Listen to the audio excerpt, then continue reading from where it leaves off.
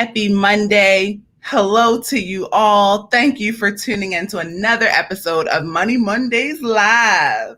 We have a great discussion scheduled for you today. I am so happy to talk about the home buying experience with a realtor. I think that we can learn some valuable information, even if you have never owned a home before, are looking to buy, you already own a home, or you're looking for a rental property to purchase and flip and sell or rent out and have tenants. So I think the whole home buying experience can be valuable to people of all kinds. And so let's dive in. Now, first up, let's dive into these comments and let me say a special hello to those who have already joined. Thank you for already answering my question that I've loaded into the chat. I asked, how much house would you like to buy? I want to hear some numbers. Throw some numbers out there. Let me know how many bedrooms you would love to have. Your dream home, what would it look like in your debt-free journey? Now, thanks to Shelly, Reese, Co, and Micah for already jumping in live and joining us on this discussion. I am so excited to have you guys live with me. I love Reese's comment. She says that price-wise, she doesn't know, but space-wise, she wants 4 bedrooms, 3 bath, and a loft space. How awesome is that? I can see you with that too, Reese. I can see you rocking that out. I can see you having a couple of roommates too, but I don't know. But I am so excited because our special guest that we originally had, Kashana, she actually got pulled away because she had to help her client out who was in the middle of closing on their home. But thanks, special thank you to Rochelle, my friend Shelly, because she pulled through and was able to find us another realtor. Like when I say my friends, I'm not going to cry. Not right now. Maybe later. Okay. But for now, he's here. So I want to introduce him to you guys. His name is Marcus, and he is joining us live. Thank you so much, Marcus, for coming in. No problem at all. Thanks for having me. I really appreciate you even committing to this. When I say not even 5 minutes ago, I'm blown away by I'm in full gratitude for this. Thank you so much. Now, Marcus, tell us a little bit about you and what you like to do as far as the realtor experience. All right. So my name is, of course, Marcus Jackson. I'm a realtor in the DC area. Right now, I'm currently licensed in DC. I'm working on getting reciprocity in Maryland and Virginia. I am into residential real estate. I love helping people to be able to find homes and to be able to get the best deal that they possibly can get in their price range. So that's me. I love it. And it's awesome you're in the DC area. That's where my father's side of the family all resides. I love DC. And I love the homes, like the style of the homes in DC. They're so classic. And my uncle actually is a flipper. I don't know if there's a better term for it, but as long as I've known my uncle, like he's always been on the lookout for a property that he could, flip and sell. And he's always stuck to the DC area because he's like, people just love the homes that are there.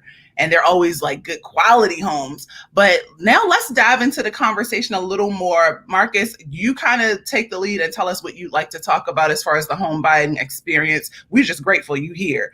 If you want to talk about the credit scores that people should have when they're looking to buy, or how much money someone should come to the table with when they're ready to purchase their first home, let us know anything about the first time home buying experience that you like to share. Yeah, sure.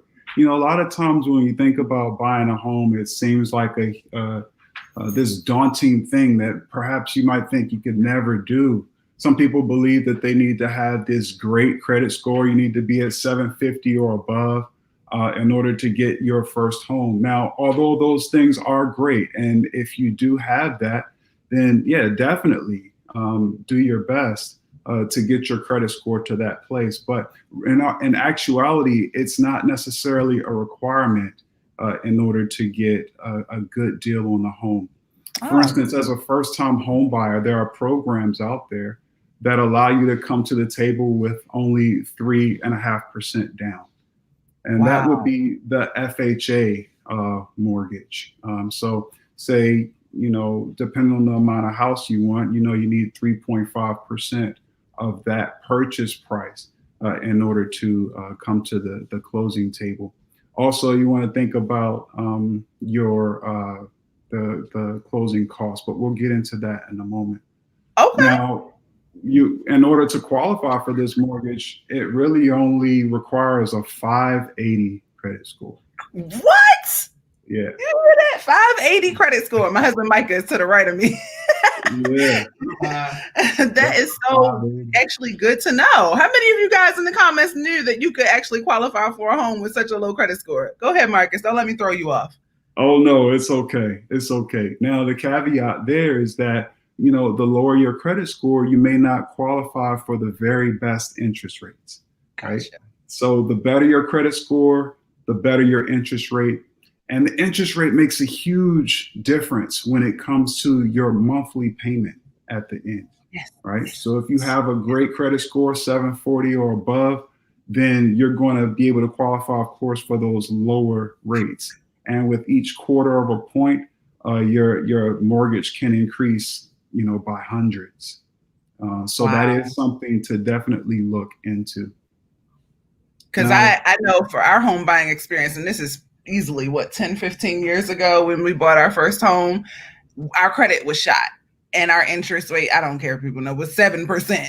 Micah thinks it was higher and that it came down when we refied. But I mean, we were so anxious to get out of our apartment because our apartment rent had just shot up. And it was like back then, this is how old we are. It was going to $1,000. Like, what? That's crazy. So we went and we bought our home. Thank goodness we bought our home from his parents. So, they were great. They gave us some grace with it. But still, like, I wish I had known, like, hey, this is what you need to do to get your credit score in order. This is how much money you should bring to the table. And maybe we could have, had a better home buying experience overall. But still, we got into the house and I'm grateful for it. Yeah. I had a similar experience with the first home that I bought. My credit score was, it was okay. I had a lot of debt, and that's something else that we'll talk about a little bit later. Yeah. So I was right around that 7% interest rate also, right? Wow. But the best thing about purchasing real estate is that for the most part, it always appreciates. And so even if you get in and your interest rate is higher, continue to work on your credit score, refinance, and now you've got this house that's worth so much more than it was when you first bought it. And you've basically increased your wealth, or you started to build your wealth.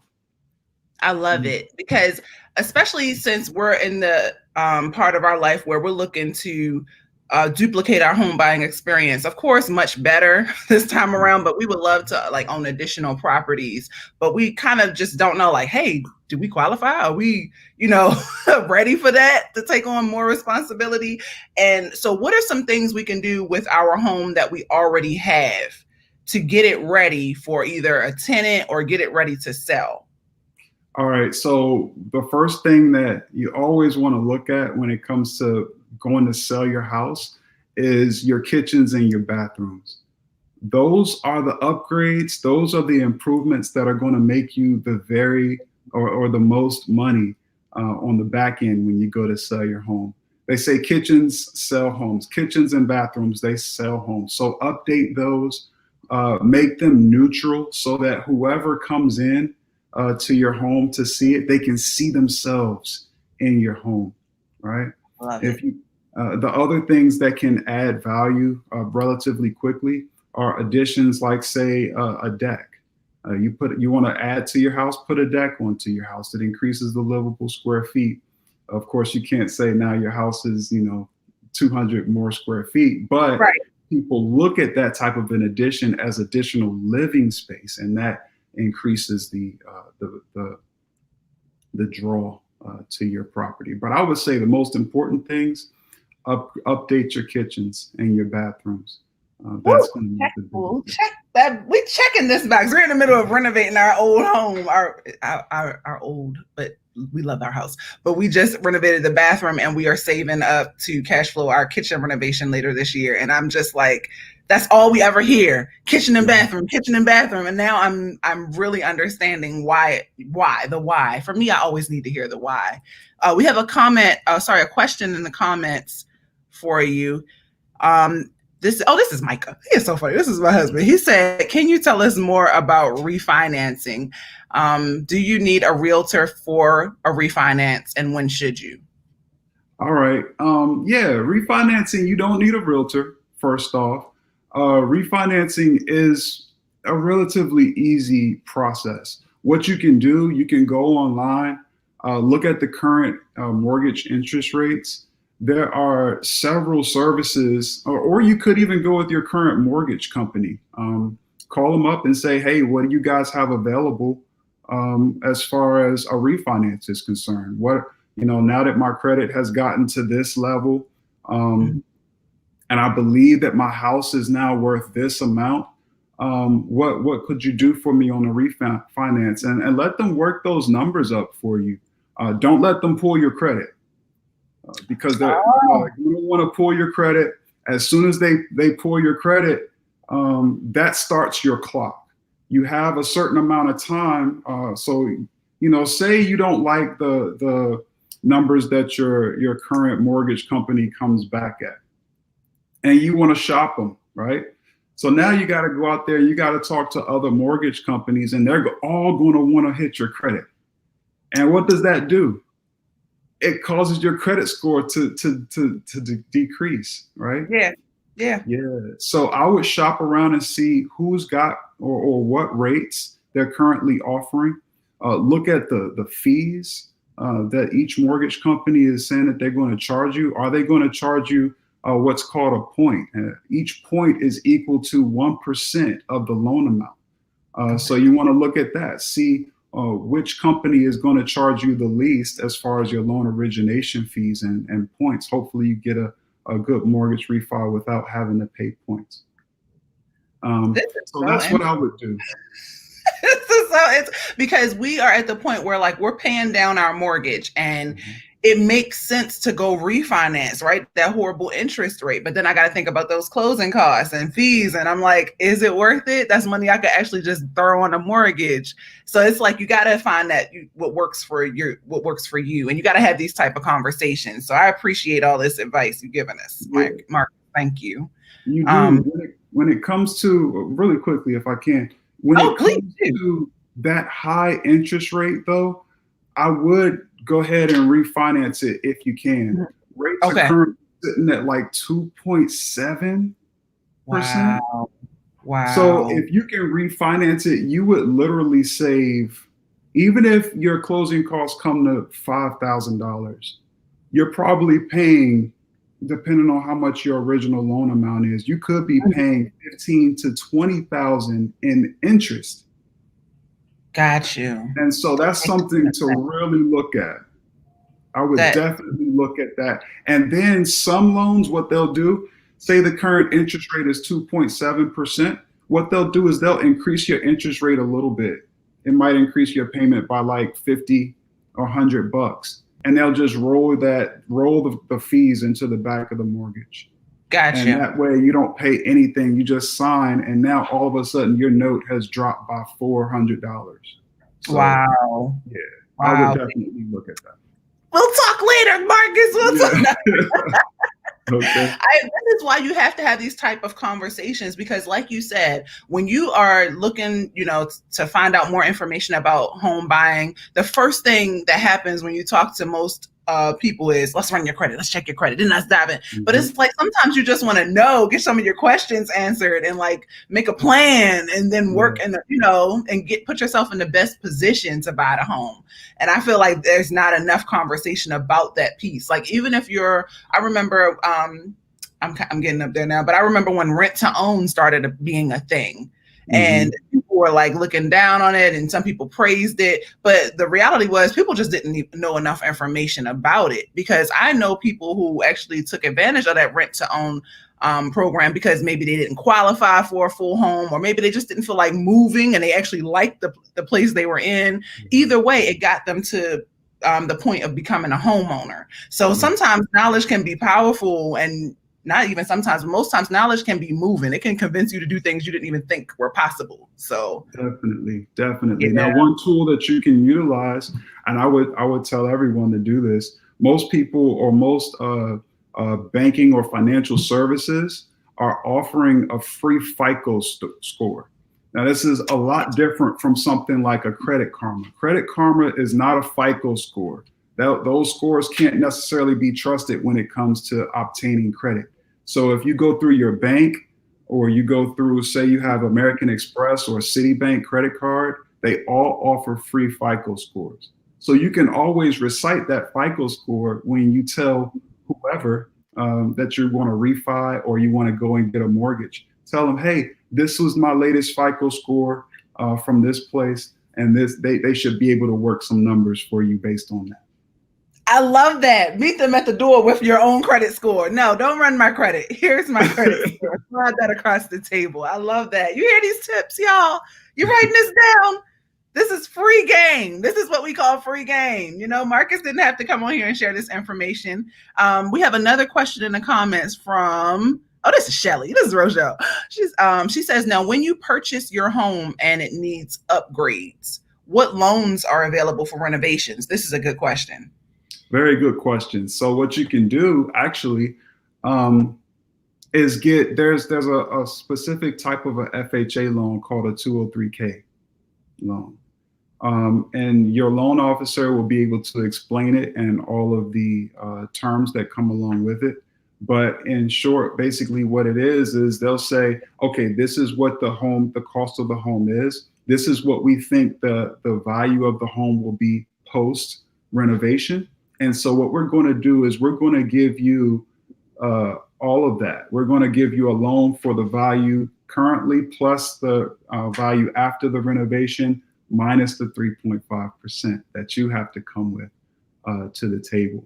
And so then what will happen is you'll wind up getting that money on the back end and you can utilize it to upgrade your new home. Now, is that different from a HELOC? Yes. Okay. It is. Okay. A HELOC is basically a large credit card.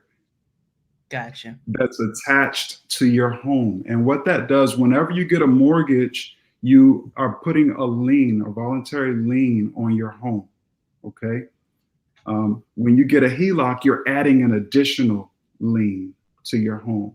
And what that means is that if you default on that HELOC, that home equity line of credit, that's what that stands for. Yes. If you default on that, they can take your whole home. And generally, the home equity line of credit has a very, very high interest rate. It will fluctuate the same way that a credit card home equity line of credit would. And that's why I call it a giant credit card. They'll give you, and then you have to walk into the home with equity in order to utilize the HELOC. So if you buy the home at $199, but it's only worth $199, they're not going to give you a HELOC, right? Because you don't have any equity. So if you buy it at $199, but it's worth $240, then they'll give you a $40,000 HELOC. And that is, 40,000 plus your 3.5% or however much you put down, right? Mm-hmm. That's what you would be able to qualify for in a HELOC. So you could use that HELOC to pay for your renovations, but then you have to pay it back plus that large amount of interest. So something to think about. I got to pause this conversation real quick. We got a donation in the chat, Marcus. Somebody gave me $3.99 and I'm thankful. Okay. I am thankful. That's my girl Reese right there. Thank you so much. She says, thanks for this info. This is, I think so many times we have these type of questions, but we just don't want to, I'll tell you, I even, in preparation for not having a special guest, this morning I spent time just Googling a couple of these topics, related to buying a home. And one thing I typed in was how much house can I afford? That's the number one thing people type in, right? Mm-hmm. And so as soon as I typed it in, when I tell you they were instantly on me, like the chat boxes were lighting up. They knew what zip code I lived in all of a sudden. Yep. They were like, oh, can we talk to you? We like the lenders were closing in on me. And I'm like, I just want my questions answered. Like everybody pull back. But that's why having these type of conversations can be so grounding, can be so useful, because it's like no pressure. It's like we're just talking. Yeah. But it can also give you that confidence to be like, you know what, I'm a little more ready than I thought I was. Like, because sometimes we put home buying on a pedestal, and it's like, oh man, my parents didn't own a house, or my grandparents didn't own a house. How would I be able to? I'm nowhere near as responsible as they are, but we can do this thing. We can make moves and start to create, because the conversation we are always talking about on Monday Mondays is ways to start building generational wealth and to start setting your future family up with opportunities that they may not have had in the past. So I think buying a home is a huge piece of that. It is. Right? How do you feel about that? It's extremely important, especially for all of us who are young and who are professionals these days. Many times we make more money than our parents did. And so it's an excellent way for us to build our own wealth, right? So I definitely would encourage everyone to at least look at your finances and see, are you there yet? If you are, then go for it. Do it, do it. And if you're not, then look at how you might be able to save your money and pay down your debts and get to a better place to where you can. Because otherwise what you're doing by renting a place, you're paying for your landlord's vacations. Woo! Right? Whereas every time you pay a mortgage, you're actually building your own wealth, your net worth.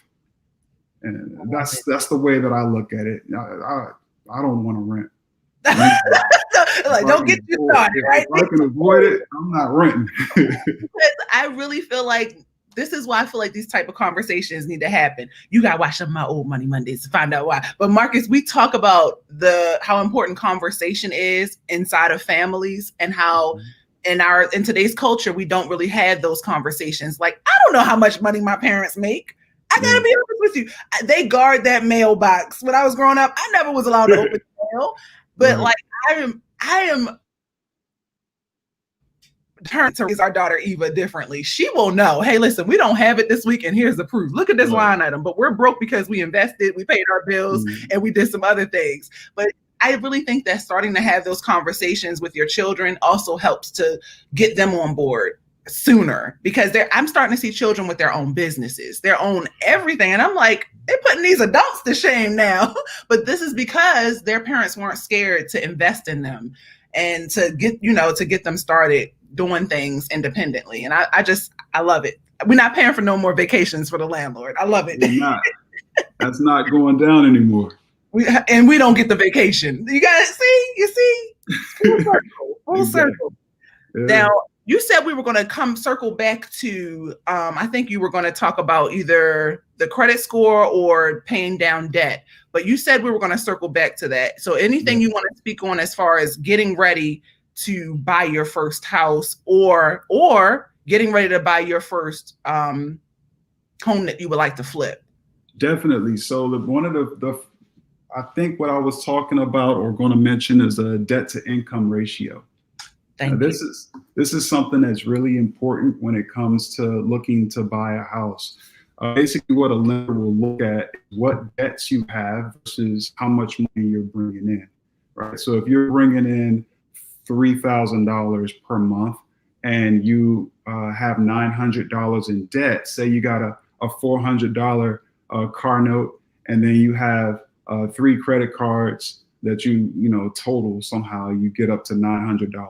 That's basically putting you at about, was it 30% almost? I'm sorry. I don't remember the math.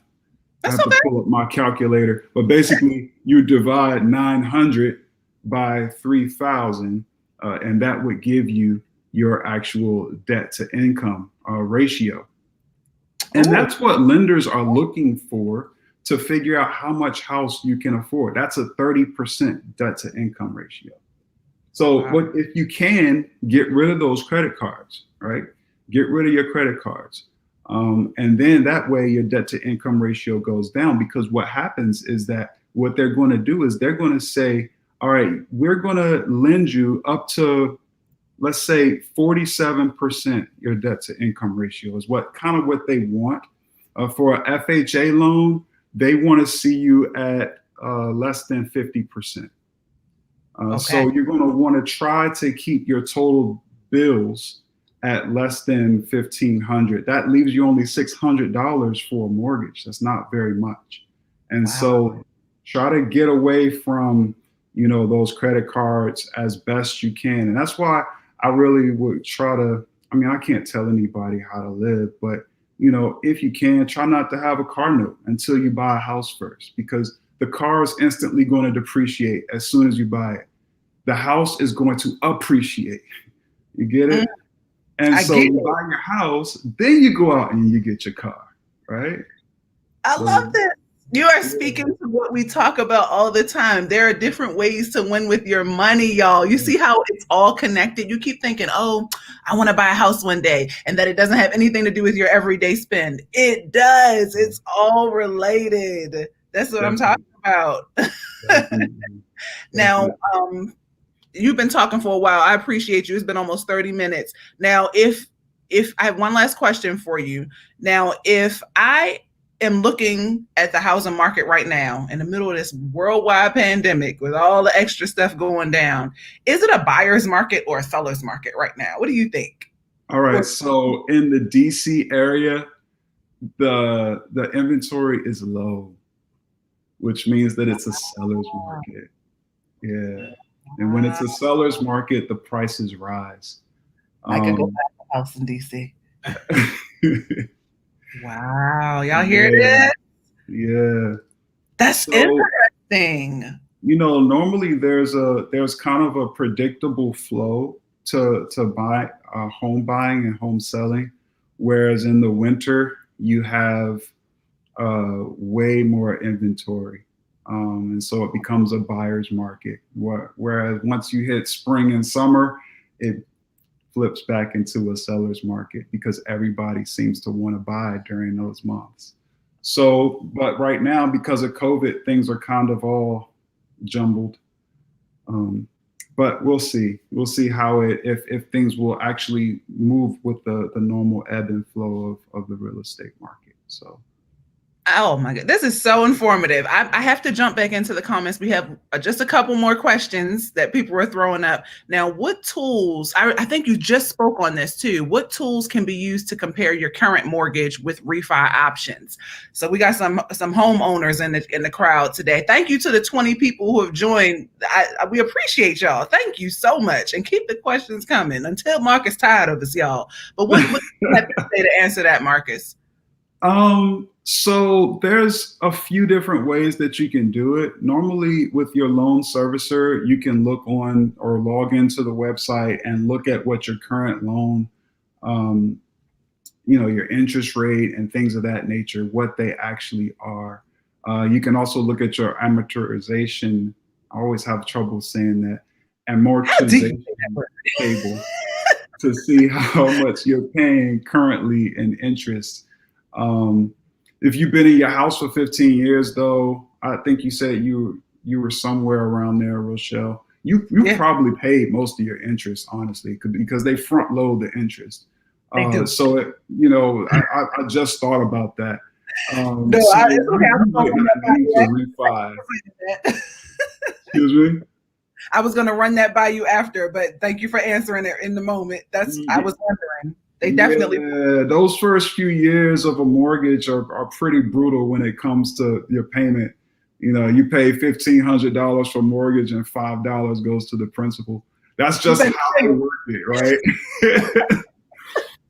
So, but yeah, so you would basically have to look at you look at your statement and you see for last month when I paid my mortgage, $192 went to principal, and you're still paying, $1,000 to the interest. Then that might be an opportunity for you to go online and look at it, because sometimes refinancing can be a trap. where you're constantly looking for a lower note, but you never actually pay your house off.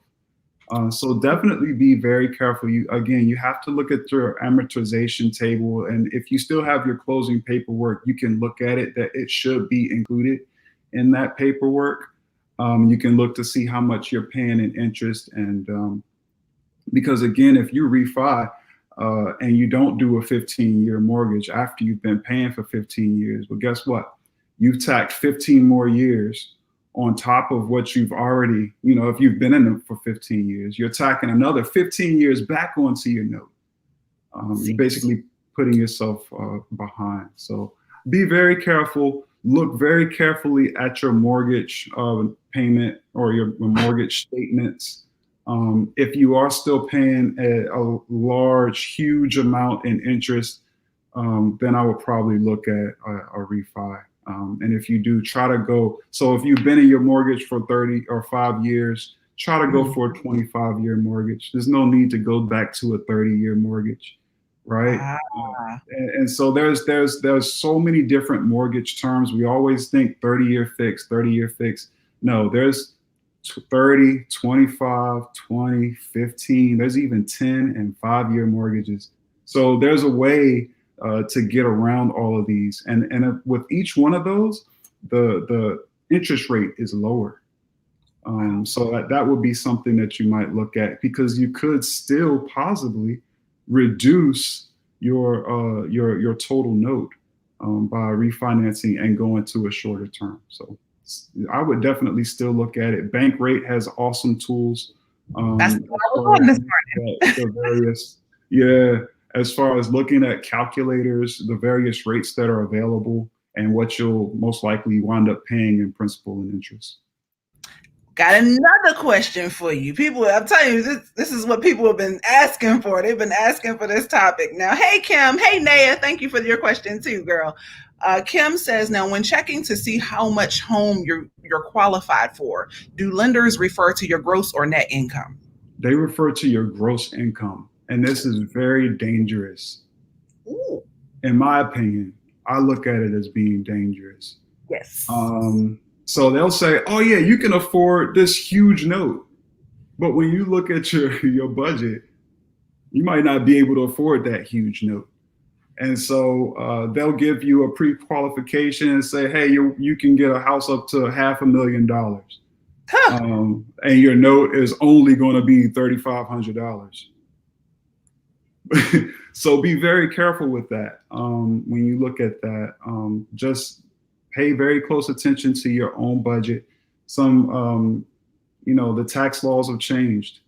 And so you're not able to write off as much as you used to be able to write off as far as your home is concerned. And many times, even with, writing or trying to write off your home, you don't have enough money or you don't have enough write-offs to take up the standard deduction, the new standard deduction. So I would definitely be careful. If you realize, hey, you don't want a $2,000 mortgage, then don't go over $300,000. That would be my advice as far as that's concerned. Woo! All right. Thank you so much, Marcus. I think we are down to the final question. And that is, how much down payment would be needed as a first-time home buyer? 10%? 10%? 3.5% on an FHA loan. Okay. Yeah, 3.5%. Now, there are some other options. There are now conventional loans that go up to 97%. Wow. And so that would be even cheaper. And there is a benefit to going conventional, but I would definitely talk to a loan officer on that.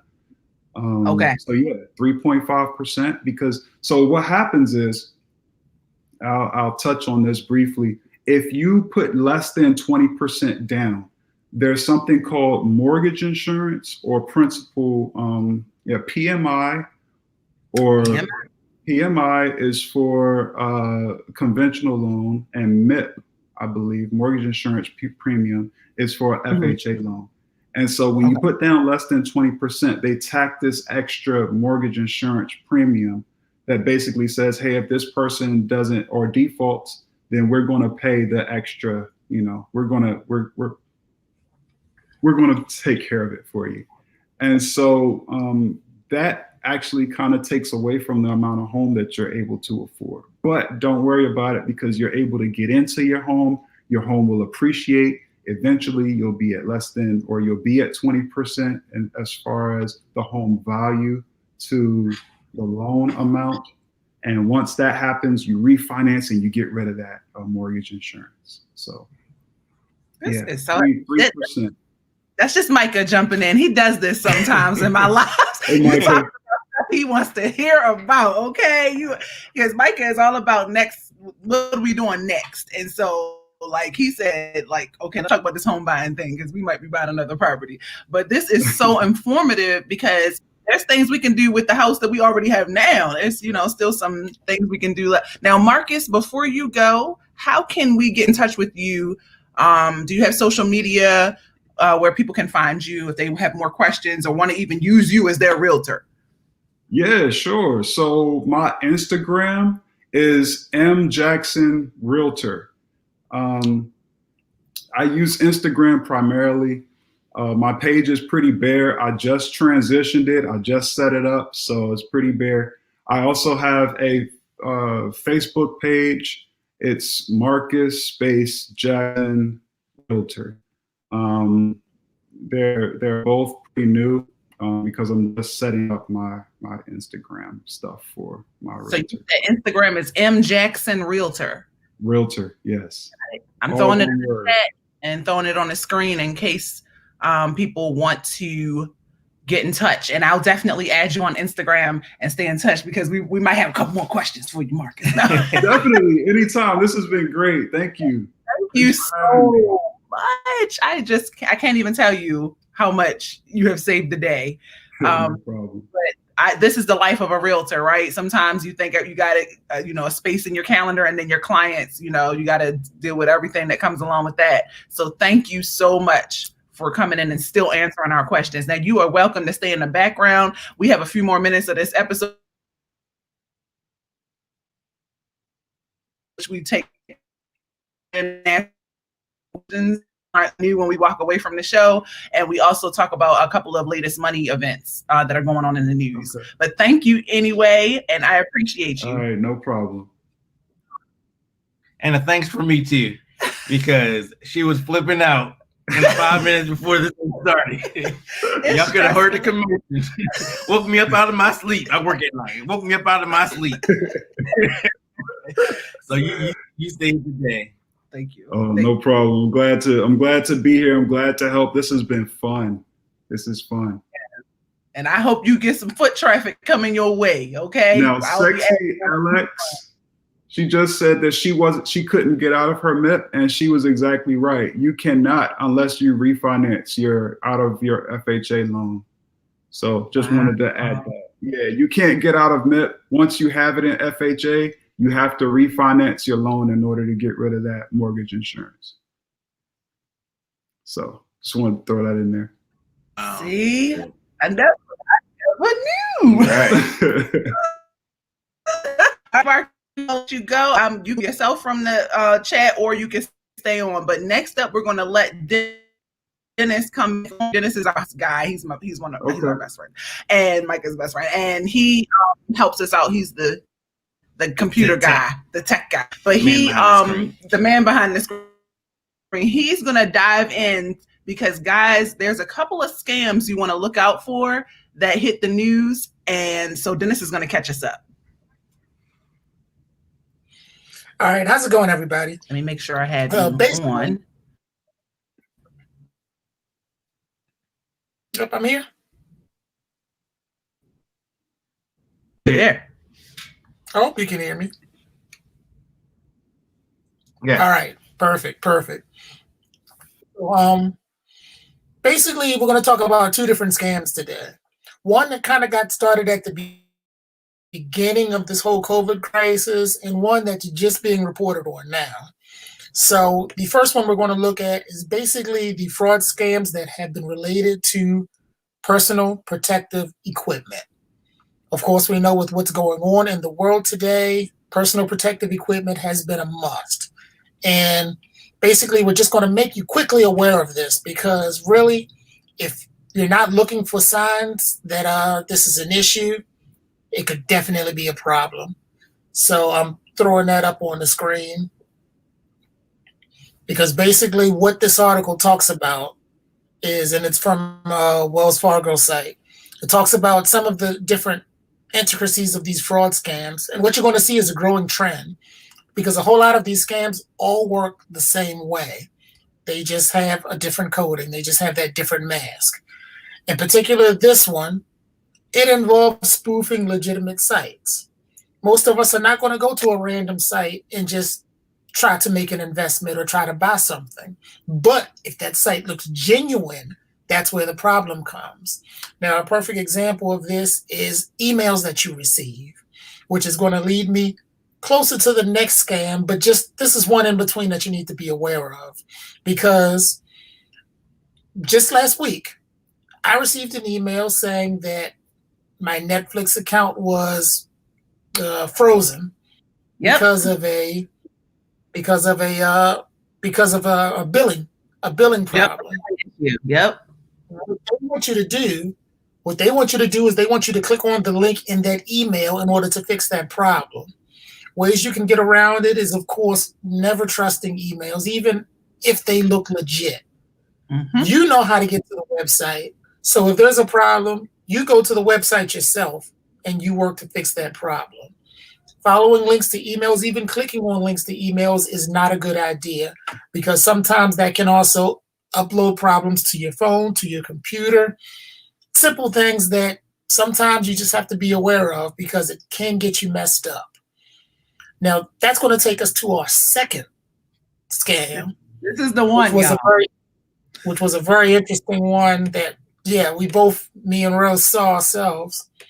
And this is in relation to Cash App. We're throwing that up there. She got the other one. She got that email too, but she didn't open it. Oh, so did Chi-Chi. Oh, guys, don't trust it. Right. Oh, look at There's that. a whole lot of scams going out there. Wow. Chi said they sent this to the wrong email for her Netflix, so that's how she knew it was a scam. Wow, Naya. Right. Oh, you got these emails too?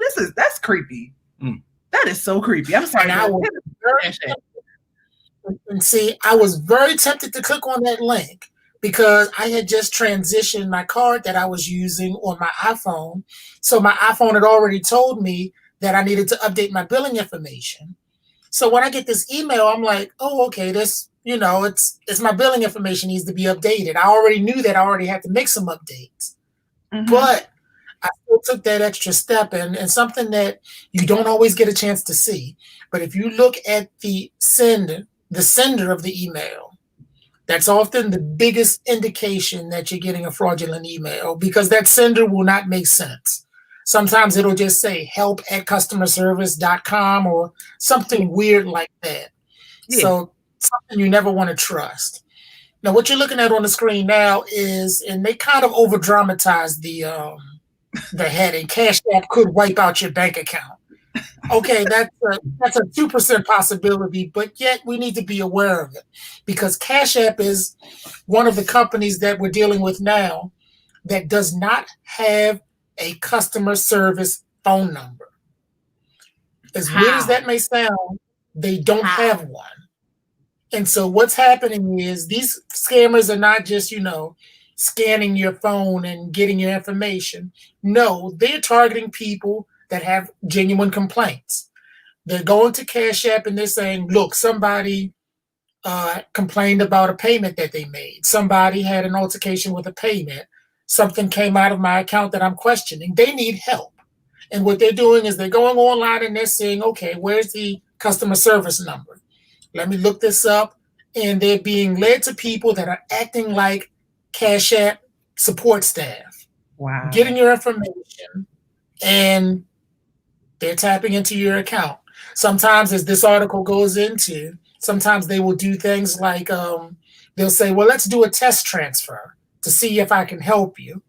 One of these things that a lot of places let you know is that most of these establishments will never ask for your password. Thank you. There's information that they will have. And I almost fell into this too. True story. A couple weeks ago, I was dealing with some Medicare questions. I went online to try and pull up the Medicare number, and the number I pulled up, they're like, all right, well, let me get your name, let me get your address, let me get you this. I was like, wait a minute, shouldn't you have some of this information? Thank you. So always be aware and always look into further. Make sure you're dealing with the legitimate website. Make sure you're dealing with, if you're dealing with an app and you're dealing with payment information regarding that app, consolidate where all of that money is coming from. If you're dealing with an Android phone and you're dealing with stuff that you've bought through Google Play, you can go into your Google dashboard and it will manage your payments so you can see Netflix, whatever you're paying with through Google will show up on that list. If you're dealing with an iPhone, you can go into your settings and you can go into your app information and you can see all active subscriptions that you have. Also, another thing that you can do that hasn't really been very popular, but if you make a subscription or if you want to, you can also tie that to your actual phone bill. That way you're kind of consolidating your paper trail, and you know if it doesn't come from that source, then it might not be legit. So that's just a few of the things that I wanted to cover today that you can kind of go into. And maybe in the future we can actually talk about what happens if you think that you've messed up and given some people information that you didn't want to give them. Thank you, Dennis, because we are all about solutions. We're not just here to tell you about the stuff that's going on. We want to help you navigate through it and not make things worse. Thank you, Dennis, for catching us up on these fraud scams. This is a real problem, y'all. And I wish I could say it was just these two companies, but I'm getting text messages. I saw Cole's message. You have a package waiting at the post office. I have gotten text messages every day for the past 3 to 5 days saying, here's your tracking number for your package that was undeliverable on March the 15th, 2020, like something crazy. And I almost click on it, but I'm like, I know me. I don't lose no packages. If I don't remember ordering that thing, it's probably a lie. And so you just have to realize that they're playing a game. I'm getting more phone calls than I've ever gotten in my life saying, hey, this is DirecTV calling about your bill. And I'm like about to like get concerned. And I'm like, I don't even have cable. Like, Rochelle. I got a message this morning, a voicemail. I'm telling you, they sounded like they were straight from AT&T. He said his name. I'm calling you from AT&T. You need to call me back immediately about your cell phone bill. Da, da, da, da, da. And I'm like, I've never had AT&T. What in the world? Like, they are. So imagine how many people are falling for this. Imagine. So thank you, Dennis, for catching us up. Now, the other thing that I briefly wanted to discuss, let me share my screen, is something that came up in my cost of living research. It's called cost of living or daily living. Do you know how much money America thinks that you should be able to survive on daily? Well, you don't have to wonder anymore because there's actually a website, EPI, been around for years, that has a family budget calculator. And EPI stands for Economic Policy Institute. And basically their job is to measure the income that a family of 4 has. Usually it's either 2 adults with 0 to 4 children. And they are supposed to tell you how much money you are supposed to be able to live on to achieve a modest, adequate style of living. Now, but what's funny is they compare the numbers to the poverty line, the federal poverty line. And so as long as the poverty line is here and your pay or your cost of living is up here, you're doing good. But I of course, had to plug it in for Honolulu. I'll do it for you guys live because it just blows my mind because they downplay how expensive it is to live here.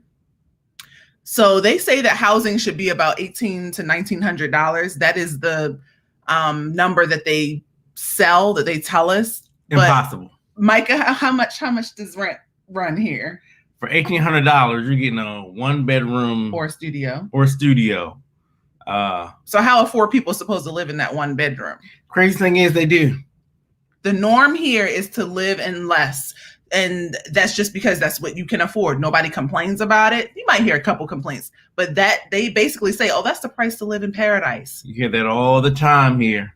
all the time, and it's not right. But when I actually dove a little deeper, I did find some convincing articles from different magazines, local magazines, that say that the actual real median housing cost is around $2,200, and that was as of April 2020, and that's more realistic. And that was for a 1-bedroom, 1-bath.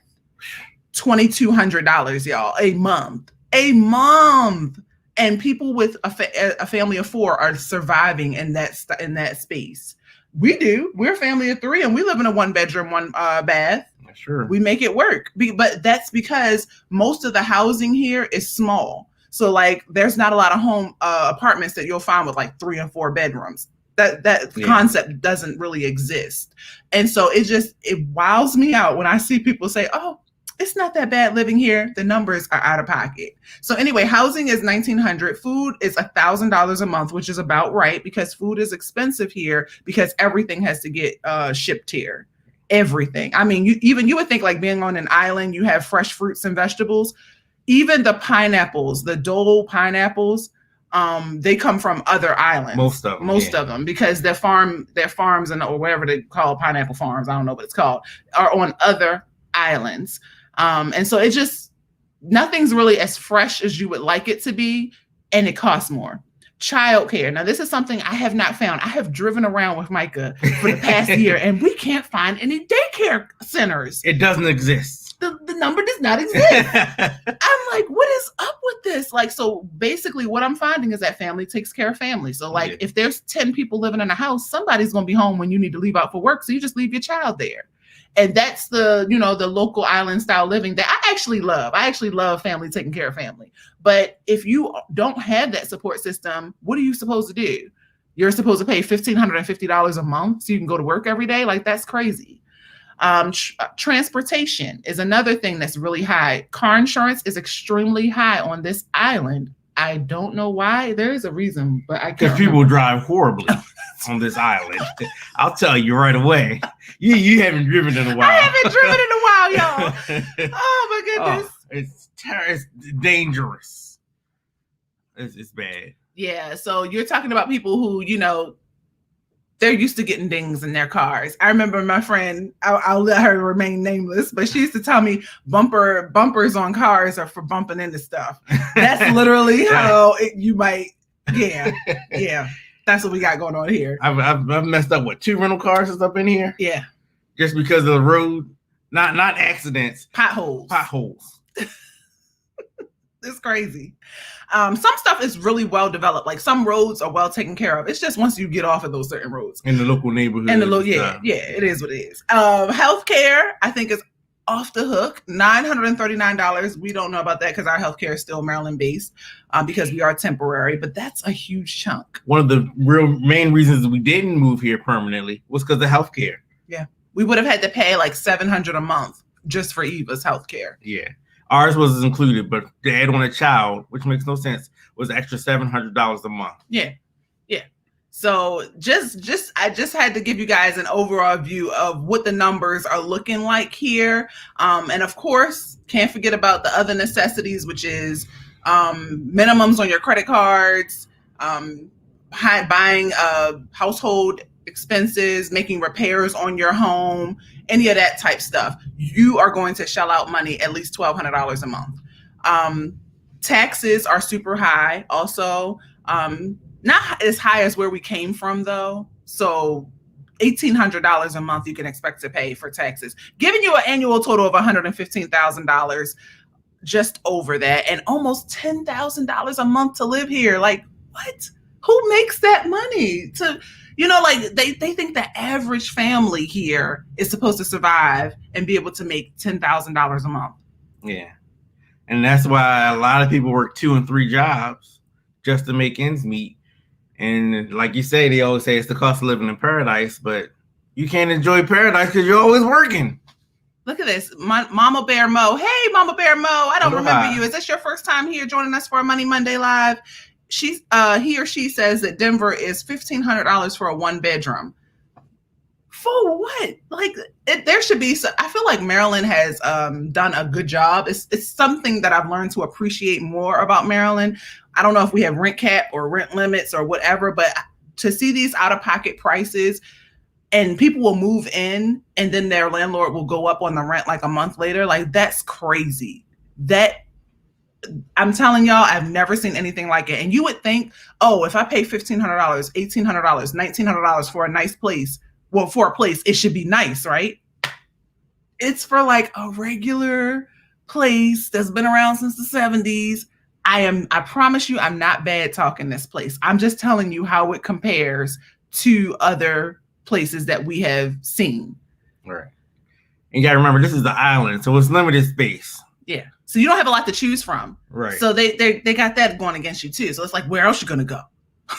So like, our 1-bedroom is actually pretty big for a 1-bedroom. Yeah. The sizes of these 1-bedrooms that we see can fit in the size of the living room we got here. It's crazy. It's crazy. Dennis brings kitchen, 1-bedroom, living room. That's it. And a bathroom. Yeah.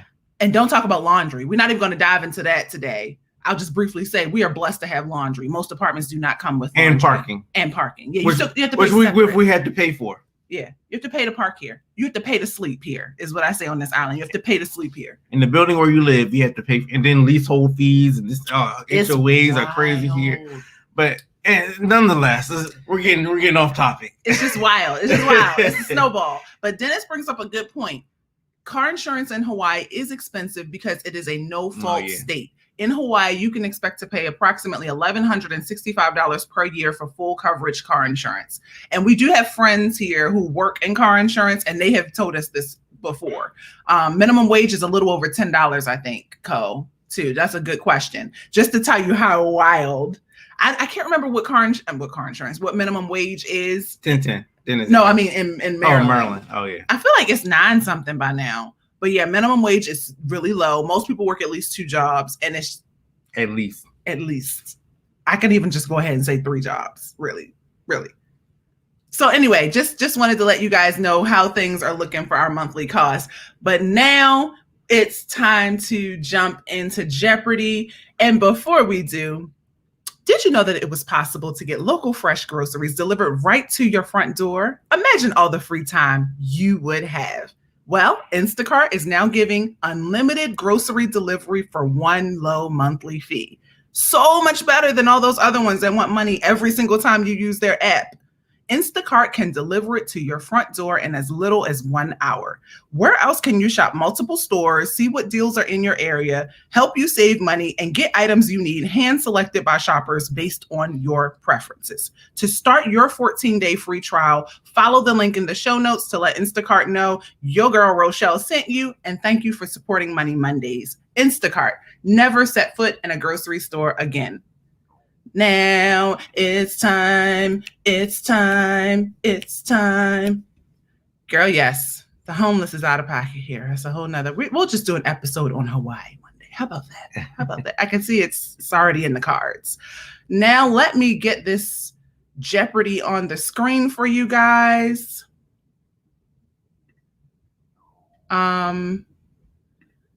I did not see Veronica here today. I was hoping she would be able to join. She's been busy because Dennis needs some competition. Dennis needs some competition. But we are here. We have our last 5 questions for this board. It's time to dive in. Micah, who you picking? Rhymes with cash for 200. Alrighty, he's diving right in, y'all. Rhymes with cash for 200. Dine and blank, then you might be charged for theft and fraud. Things you didn't know. Fraud as well? We'll answer why once we get the question answered. Let me switch to the live chat. Thank you, Mike. Veronica is here. Hey, Veronica. You're here to the rescue, girl.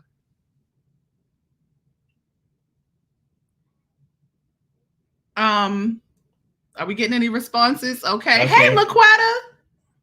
Okay, LaQuetta. Everybody showing up. Hey, y'all. I love it.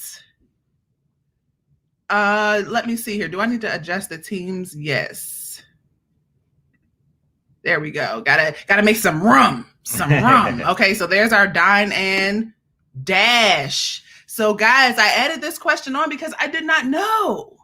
until I looked it up, that dining and dashing, which literally means walking into a restaurant, sitting down and eating, knowing in full advance that you are not planning on paying for your meal in full before walking out that door, will not only catch you a charge for theft, but also fraud.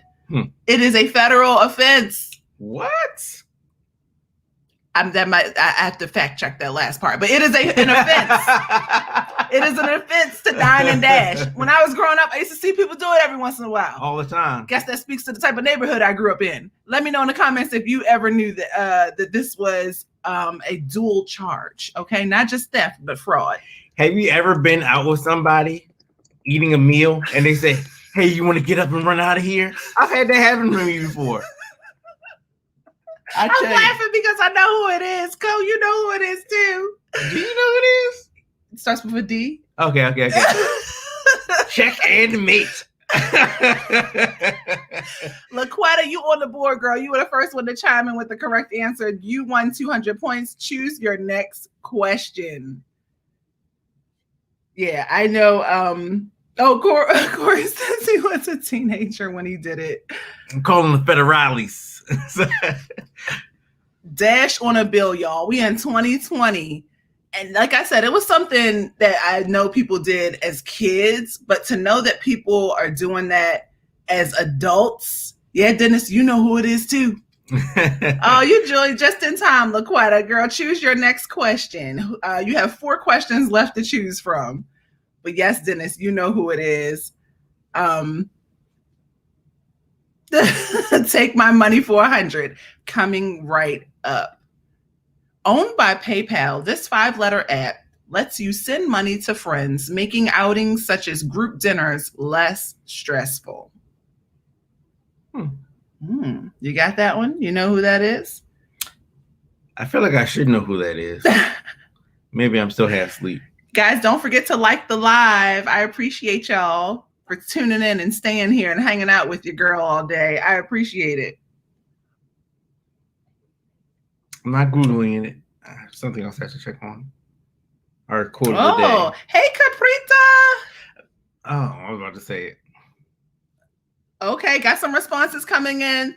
Venmo. What is Venmo? So let's see who got that first, babe. It looks like DV Deluxe. Are we giving it to him? He spelled it wrong. No. This is so funny. He said Venmo. It's Vimo. So I don't know. I don't know how to pronounce. Let me know, y'all. Let me know if we should give Dennis these points, these 100 points. Let's see. Oh, Dennis says he was wrong. He's such a good sport. LaQuetta, go ahead, girl. Make your next selection. You just gained another 100 points. You are on the board, and you are now tied with Corey. Corey, you better do something. We need a daily double in here. Coming soon to the next Jeopardy board. We're up in our game. I'm telling you, we are getting official up in this camp. I'm writing notes. Okay, LaQuetta, let's see what you choose next. Hilarious. This is so funny. Nah, you good. And while she's choosing her question, let me just remind you guys that I dropped a new video earlier today. And of course, I don't see it here, but hopefully you can check it out. It's my September Paycheck 2 video. And I started getting some responses from my latest video that I had dropped prior to today in reference to our Money Monday live from last week. Cash Ninja says that one thing he does is meal prep and that he's hoping to pull off going vegan so he can save more money. And Kamara says, congrats on your debt payoff, and that she has paid off over $69,000 so far in 2020. Guys, this is why I do what I do. This is why, because when you see somebody else, it motivates you. That is so inspiring. She has paid off almost the same amount of debt that we have paid off this year. But diving back into Jeopardy. Who's who for 100, please? You sure can, honey. There we go. Puff Daddy rapped about this $100 bill. This is a who can type it the fastest. Come on, guys. You can do it. You can do it. You could do it. I'm anxious to see who's going to be first on this one. Who's got those Twitter fingers? Oh, look at it coming in. I see you. All right, the answer. What is Benjamin? We will accept no Franklin. Benjamins. What are the Benjamins? Yeah, what are? I should have used what are, but I think that was Corey. Carter got it. All right, Corey. Holding on to that number 3 spot. Go ahead and make your selection for the next question. We are down to the last 2. I'm always sad to say bye to another Jeopardy board. Who you telling, Jackie? Hey, Jackie. Jackie says it would be nice if we could use memes. Thank you guys for pulling in the right responses. You guys were on it. You knew who it was and what it was.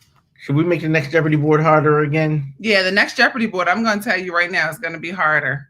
Get ready. Get ready. It should be a what's the second round of Jeopardy called? Double Jeopardy? No, Daily Double? No. Okay, so hold on. Corey says rhymes with cash for 100. If men cut razors out of their budget, they may grow this. Oh. You got it? Yeah.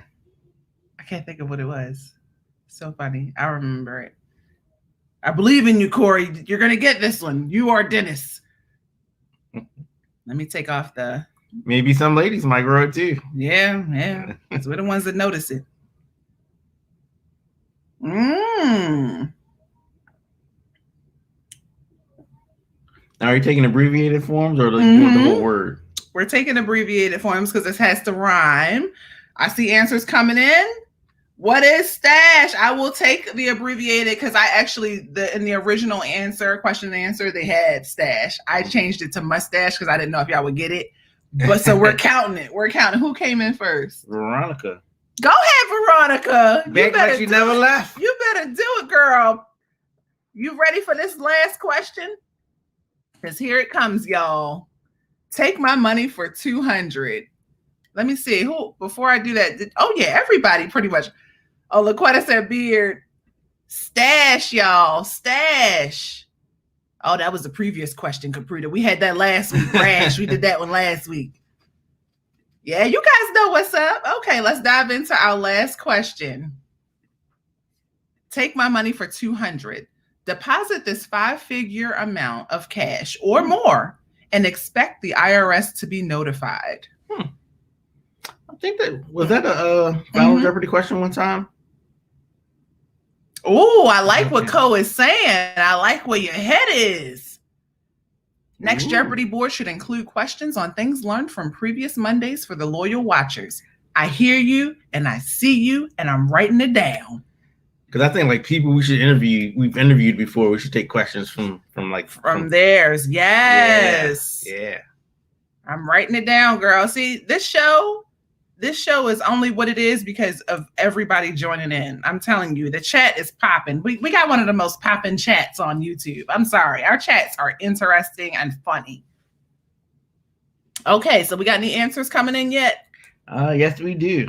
Okay, let's see. The answer is, what is 10,000 big ones? $10,000 if you deposit this amount of cash, not check. Notice, cash. Expect the IRS to be notified, and y'all, you don't want to notify the IRS of nothing, honey. So who was it? Who got that one? Carter. All right, Corey. Corey, you got another 200 points. That now brings you up to 600. So here's what it's looking like, guys. Dennis is in the lead with 1,300 points. Veronica is in the lead. She's within striking distance of 800 points. And Corey is in third place with 600 points.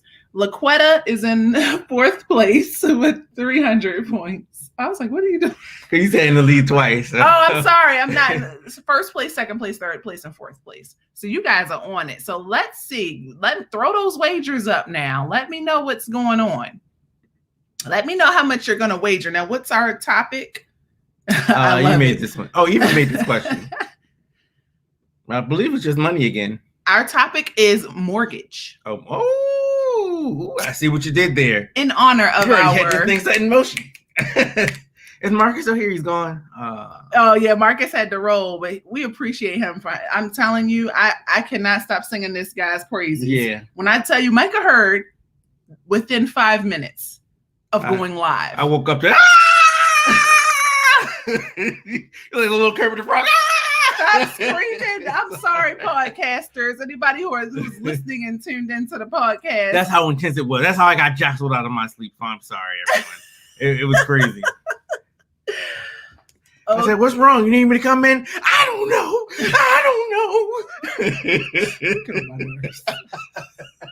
He gotta go, y'all. Okay, I see Corey and Dennis have thrown their wagers up.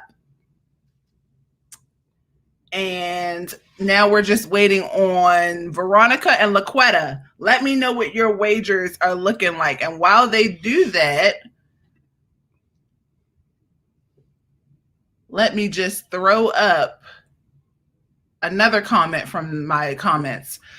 We were talking about 401ks a couple Money Mondays ago. And so Jessica watched the replay and she said that the 401k limit for 2020 is $19,500. Anyone over the age of 50 can contribute an additional $6,500. And she said she loved my videos. Thank you so much. I'm telling you guys, I appreciate it. And this is the shirt. People are always asking me, where did I get my shirt from? I make them, y'all. Just hit the link in the bio. I promise you, I got you. If you don't see the link, it's because the video hasn't fully uploaded yet. So I find that sometimes happens. But if you check any of my previous videos, it should have the link to my t-shirt shop. So catch you a T. All right, diving back to the comments.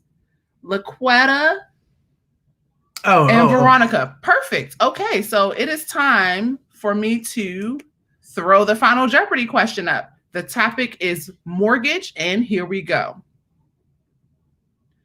Buying a house might cost you an arm and a leg. You could apply for an ARM, this type of agreement.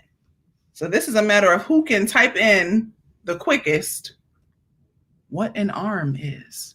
We talked about it today. See, Mike is holding up one.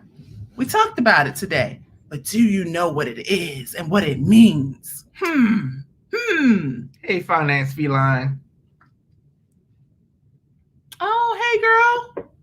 Doggone job. Man, I wanted to say something. I forgot what it was. Well, don't forget you have our quote. So okay, I do have that. You want it now while people are typing, or no? We'll always finish with it. I had one that I wanted to give that's very near and dear to my heart, but I feel like it's one of those things that's only near and dear to my heart. We're going to do 2 quotes today because I got to hear this. Okay. Hopefully I can remember it because I didn't write it down. It's short. It's just. Oh, okay. So we got answers coming in. And let's see who answered it first, babe. I'll throw whoever. Okay. The first one was Laquetta. Laquetta, girl. You are the winner. Woo! Well, I guess for Final Jeopardy, everybody gets the points. Right. So let me go back over to my Jeopardy board. And Mike, you tell me. How much? Tell me, yeah. Okay. I think pretty much everybody got it. Carter was 200, and he said what she said. And then he said, what is an adjustable? What are we giving? First response counts. Are we giving it to him? What do you mean? First answer counts. Are we giving it to him? We'll give it to you. We're giving it to you. I don't think he's going to win anyway. Foul. Veronica, did she get it? Where's Veronica? I don't. Oh, there she is. Yeah, she got it. How many points? Veronica was 400 points. Woo! Nice. Oh, you know what? I should be sharing this live. Sorry, guys. You guys can't see me sharing my screen and updating these points for you guys so you can know who's taking over, who got the lead. Let me get you back on here. There you go. Okay, now you can see. Okay, so what about Laquetta? Did she get it right? Yes, she was her first correct answer, and she wagered 200 points. Go ahead, girl. And what about Dennis the Menace? He wagered 500, and he was correct as well. Okay, so Dennis goes up to 1,800. What a close game, though. This is closer than it has been in times past. Veronica? Corey? LaQuetta, thank you. Thank you for giving Dennis a fighting chance. I got to start going in the other room so I can play. You know what it is? You got to type fast to win Money Jeopardy. Never mind. I'll stay in here. You just stay up here with me, baby. That's how Micah types. So thank you guys for tuning in. We are all done with our Jeopardy board. It is time for us to go ahead with another Jeopardy board. We will come harder next week, and the questions will make you think. I promise you that. But you will learn something and have a little fun in between. Now, Micah is going to close us out with our we got a bonus today, y'all. We got our quote of the day and then our bonus quote of the day. Like, what in the world? What did we do to deserve this? You guys are awesome. Oh. But the quote is from a Christopher Marlowe, and he said, "While money doesn't buy love, it puts you in a great bargaining position." Ooh. I like it. I like that. I like it. Yeah. It can stay. That quote can stay. You can be happy together, bro, but it helps have some dinner money. Okay. What else you got? I gotta remember the other one. Okay. All right. This is I was thinking about it earlier, guys. This is what I'm talking about. But it's actually a quote that doesn't apply just to money. It can apply to anything. Oops, I did not mean to hit that. And it's not really a quote. It's like a saying or like not a mantra. I don't know. It's just a way to do things. But it came from a show I was watching on TV, and the girl, she was trying to make some changes in her life, and she was talking to a guy who she kind of looked up to, who was like a do-gooder or whatever. She was like, "How can I be a better person? How can I do good?" Okay. He pretty much was like, it's a 2-step process. Okay. Step 1, you have to decide to do it. Step 2, you have to do it. Ooh. And she was like, "Oh, that's dumb." Right? But me, overanalyzing everything, and like a couple days later, I was like, that was an epic thing to say. Say it one more time, because I'm a little slow. Step 1, you have to decide to do it. Step 2, do it. It might take a couple days to hit. Okay. But like say budgeting. Okay. Step 1 is or getting debt free. Step 1, you have to decide to do it. We make it all difficult, taking in all information. Oh, let me research everything before I start. Step 1, decide to do it. Step 2, do it. And that's with anything you want to do. Let's do it, y'all. Yeah. Do it. Thank you so much for coming in and tuning into another Money Monday Live. I like how you changed the subject. What else could I say? I don't know. What else could I say, y'all? We usually just drop the mic after you say the quote. That's true. And it'll hit later in the week. Let me know. DM me if it hits y'all, because it didn't hit me yet. But I understand where it's coming from. Decide to do it. Do it. Do it. Don't forget that if you would love to join my channel and support me in an even additional way, you can decide to do that by tapping the join button, which is right underneath of this video. That's all for today. I'll see you on the next Money Monday. Thanks for tuning in. Peace, love, and budgets. Aloha.